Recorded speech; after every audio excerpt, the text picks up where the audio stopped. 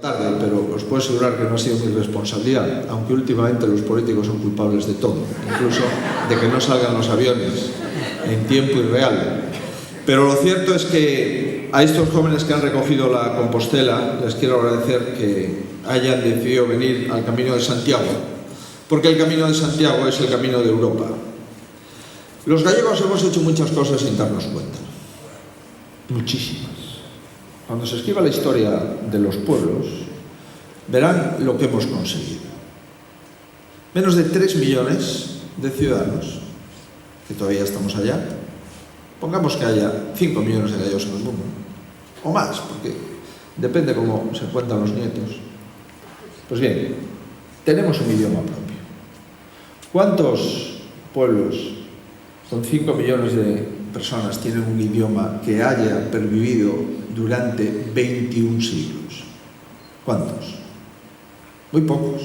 Es verdad que el inglés es un gran idioma, es verdad que el español, el castellano, es uno de los grandes idiomas del mundo, sin duda.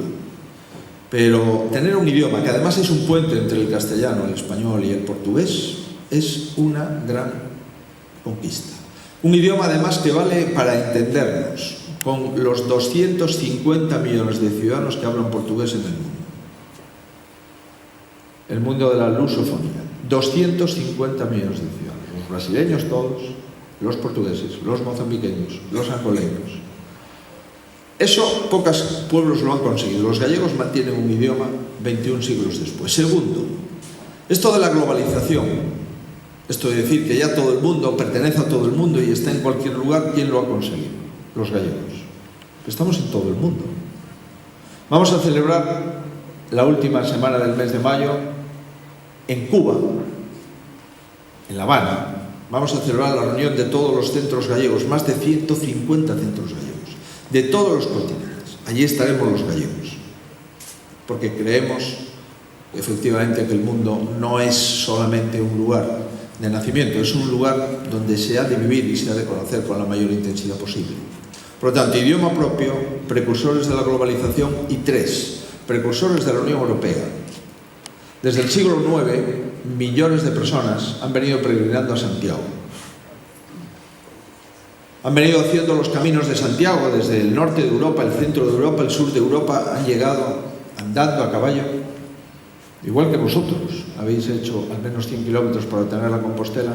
Y desde el siglo IX, los caminos que fueron conformando Europa, los idiomas que se hablaron en Santiago al llegar, las costumbres, las razas que se han visto allí juntas en la Plaza del Obradoiro, enfrente a la catedral, sin darse cuenta, lo que estaban era constituyendo la Unión Europea.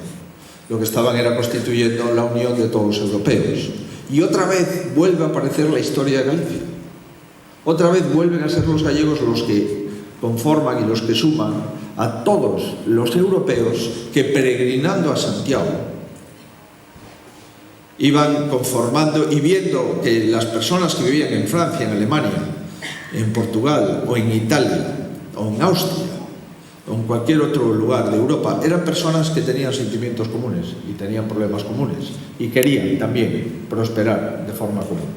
Por lo tanto, queridos amigos, los gallegos, como precursores de la globalización y como precursores de la Unión Europea, somos un pueblo del que conviene sentirse orgulloso. Y fíjense, y concluyo, si los gallegos seremos importantes, que de las ciudades santas del mundo, es decir, donde hay apóstoles en el mundo, solo hay 3. Jerusalén, Roma y Santiago.